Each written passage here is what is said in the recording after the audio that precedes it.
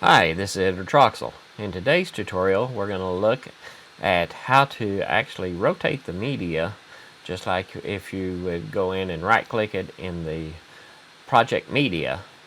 But in this case, we won't have to actually go into the project media to do it. Let's take a look at an actual event on the project line and see what this one user was doing that requested some assistance. So let's take a look at this. Here's an actual project with some media on the timeline with an image on it, and what this person was doing was right-clicking, going to select in project media, and then that would select it here. Then they could right-click this, and then they could rotate 90 degrees counterclockwise, and it would do this. But they didn't want to have to go through all the right-click in the event to find it in the project media, then in the project media, right-click and choose all that. They'd rather it be a simple click. So let's see how we can do that. Here's our project. Naturally, we have all of our standard stuff at the top, and then we are going to go for each track, my track, in myvegas.project.tracks. Then if this is a video track, because this only works with video events, then for each track event, EVNT, in mytrack.events, if this event is selected, because we only want to look at selected events, then we need to get the video stream. To get the video stream, which we're just calling video stream, we are converting to a video stream from the event.activeTake.media stream. So we're taking the media stream and converting it into a video stream. Then we are taking the video stream.rotation, and then we are doing the video output rotation, and we are doing the quarter turn clockwise.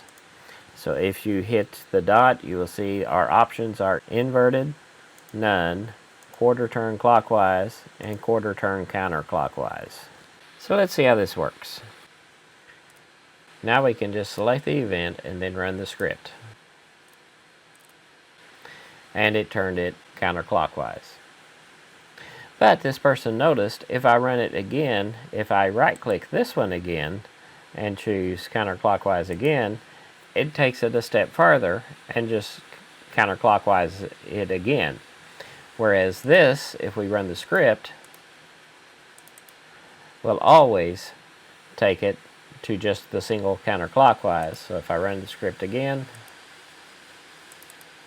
it's always going to go to right there. So they said, what if I wanted it to behave like the menu options?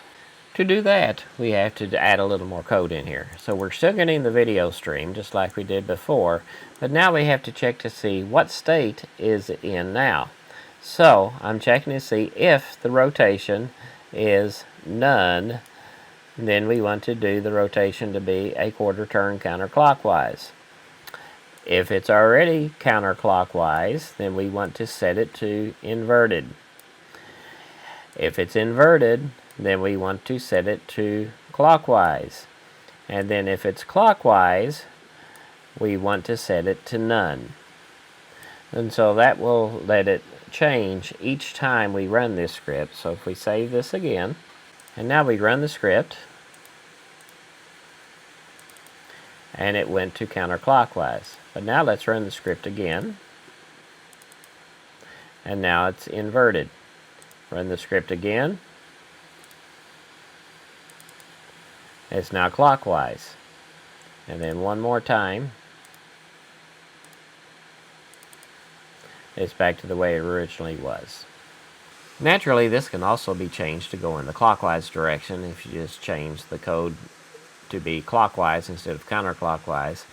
But it is really a pretty cool little script in that you can just rotate the media without having to go into the project media to find the event, to find the original media.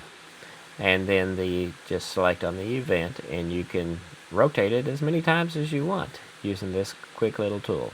So I hope you find this tutorial useful. Let me know what you'd like to see. Like and subscribe, and we'll see you in the next tutorial. Please sign up at www.JETDV.com and subscribe on YouTube to get further notifications on when new videos are presented.